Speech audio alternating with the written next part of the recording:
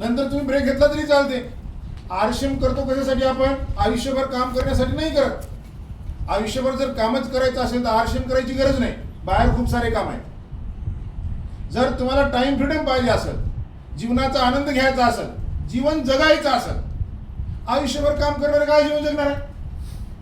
बरोबर की नाही? जर तुम्हाला जीवन जगायचं असेल, टाइम फ्रीडम पाहिजे असेल, मनी फ्रीडम पाहिजे असेल, आणि एवढंच नव्हे, जर काही कमी जास्त झालं, होणारच आहे एक दिवस, तर आपल्यानंतर आपल्या कुटुंबाला कोणापुढे हात पसरायची वेळ येऊ नये असं वाटत असेल त्यांना आरशेम करा. Yes sir. बरोबर की? आरशेम त्याच्यासाठी आहे. तुम्ही जर आता गणित लावत राहिला त्याच्यासाठी आरशेम नाहीये. राईट? एक गोष्ट मी क्लिअर करतो आणि खूप महत्वाचा विषय मी तुमच्या समोर मांडतो. आरशे मध्ये होते काय? लोकांमध्ये धैर्य नसते. सगळ्यात महत्वाचं, जॉईन झाल्याबरोबर प्रश्न विचारतात लोक, पैसे कधी येते? पैसे कधी येते? पैसे कधी येते? पैसे कधी येते? बरोबर आहे की नाही? पैसे कधी येते? पैसे कधी येते? पैसे कधी येते? पैसे कधी येते? पैसे कधी येते? इकडून तिकडून आले ते 50च कसे आले? 50च कसे आले? 50च कसे आले? 50च कसे आले?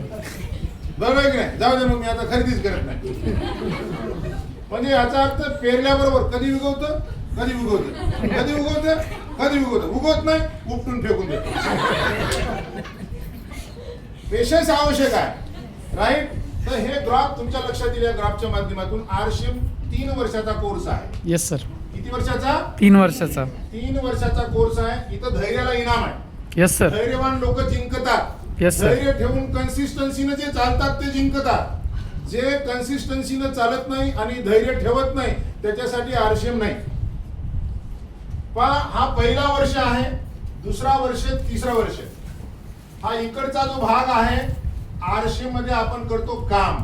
कोणतं काम करतो तेही सांगणार आहे तुम्हाला. आणि हा इकडचा जो भाग आहे याच्यातनं मिळते दाम. हे काम, हे दाम.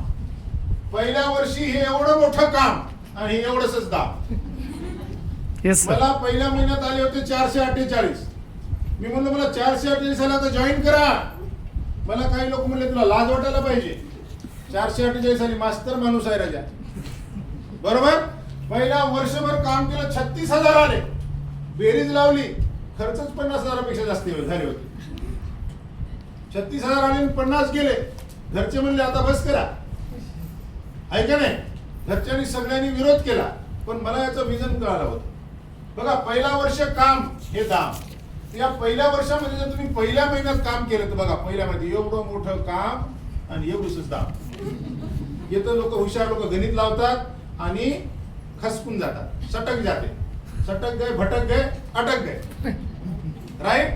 तर हे पहिलं. दुसऱ्या वर्षी मग आपण काम करतो, थोडीशी टीम तयार होते, आपण राईट वर येतो. काम आणि दाम दोन्ही जवळपास सेम होऊन जाते.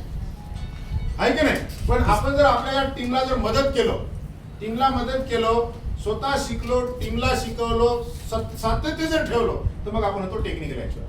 आणि टेक्निकल ऍक्च्युअर झालो तर श्याम सर आहे इथं, गजेंद्र सर आहे इथं.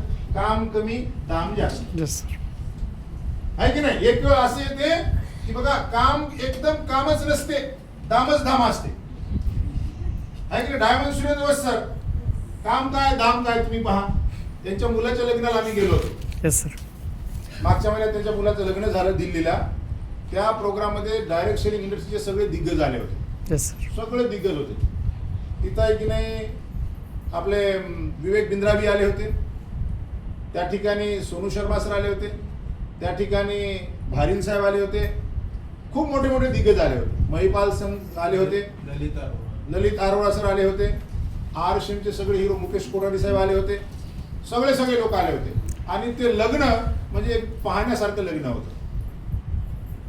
सगळे सेलिब्रिटी एका ठिकाणी. आणि लग्नाचा जो व्हेन्यू होता ना Shyam sir, yes sir, Delhi international एअरपोर्टच्या बाजूला. मस्त तिथं ते कार्यक्रम चालू आणि वरून मस्त विमानं चालू. बढिया. आहे की नाही? असा तो काही नजारा वेगळाच होता. तर वत्ससाहेब सांगतात, त्यांनी जे काम केलं वत्ससाहेबांनी, ते आधी केबल नेटवर्किंगचं काम करायचे. त्यांच्या जीवनाची सुरुवात झाली, ते संस्कृत टीचर होते. एका शाळेवर मात्र 500 रुपये महिन्यानं त्यांच्या जीवनाची सुरुवात झाली. नंतर त्यांनी केबल नेटवर्किंगचा काम केला आणि मग त्यांच्या जीवनामध्ये आरशेम आला.